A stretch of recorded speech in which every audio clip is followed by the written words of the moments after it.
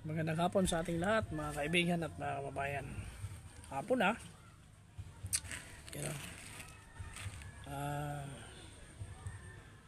Hapon na talaga. Dito tayo sa ilalim ng punong ito. Alam nyo mga kaibigan, napapansin natin na matagal na rin na ang mga kabataan ay karamihan sa mga kabataan wala nang galang. Ibig sabihin, yung hindi sila nakikinig sa kanilang mga magulang, karamihan, hindi sila nakikinig. Ang pinakikinggan nila yung kanilang sarili, yung kanilang mga barkada, ganon. At kung minsan nga, magre-request ng cellphone. Yung mga magulang naman, dahil sa gusto nilang matuto ang kanilang mga anak, lalo na at sasabihin gagamitin sa school, sa pag-aaral, sa pag-research, bibili. Kahit na hirap kunin yung mga pambili na yan. Ngunit, ang masakit dito mga kaibigan, alam natin yan. Pag ang isang bata, yung anak mo na binatilyo o medyo dalaga na, nagkaroon na ng cellphone. Aba, hindi ka na friend kahit sa cellphone. Kung minsan tawagan mo, hindi sumasagot, pinapatay. Kung minsan tinitext mo, ini-ignore. O talagang binablock pa ng iba. Bakit kaya mga kaibigan at mga kababayan, mga kapwa ko, mga magulang? Ano ba sa tingin nyo? Ito ba ay isang pamamaraan nila upang hindi sila maisturbo sa kanilang ginagawa?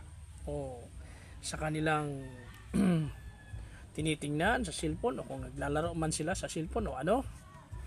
Ganun talaga mga kaibigan, ano? Kasi ang technology natin pataas ng pataas, yung mga ulo ng mga anak ng iba natin may patigas ng patigas din ng ulo. Ibig sabihin, mas lalong hindi na sila nakikinig sa mga magulang. Ang pinakikinggan nila yung kanilang sarili at yung kanilang mga kaibigan.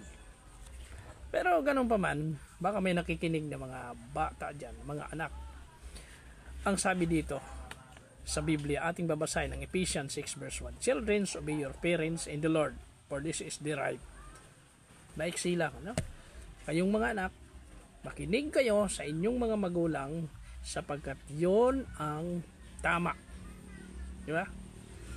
Honor thy father and mother, which is the first commandment with promise. Diba? Igalang mo ang inyong ama at ang inyong ina sapagkat ito ang utos na mayroong promise. May promise. Ngunit, ito naman ang sinasabi para sa mga magulang.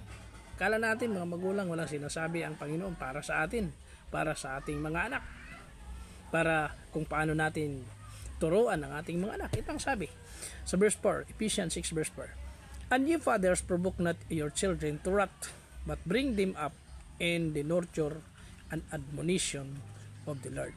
Pinaalalahanan din tayo mga magulang, lalo na tayong mga tatay, na wag natin galitin, i-provoke ang ating mga anak upang sila ay maghimagsik. Wag, sabi. Ngunit, dalhin natin sila sa pagtuturo para sa Panginoon. Admonition to the Lord. Kaya dito mga kaibigan, kung minsan ang iba na mga anak dahil sa hindi sila nag-guide ng maayos, naging suwail, naging matigas ang ulo sa tingin ng nating na mga magulang. Dahil na rin siguro sa nakikita nila sa kanilang mga tatay o mga magulang. Siguro maraming bisyo, kaya nagbibisyo rin sila.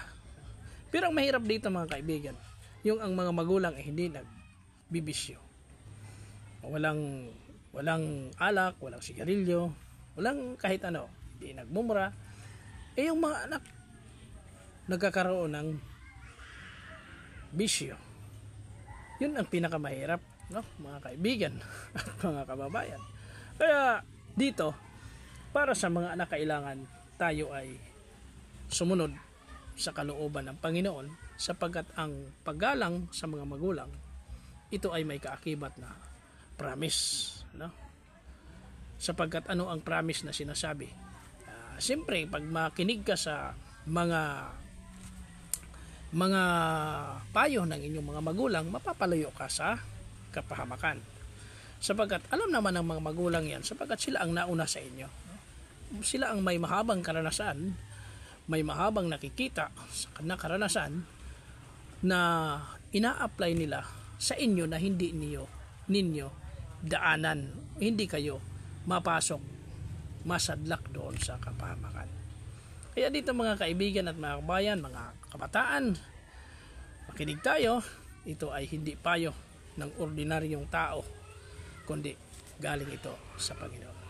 Mapagpalang araw sa ating lahat. Pagpalain tayo ng ating Panginoon, Yeshua Messiah.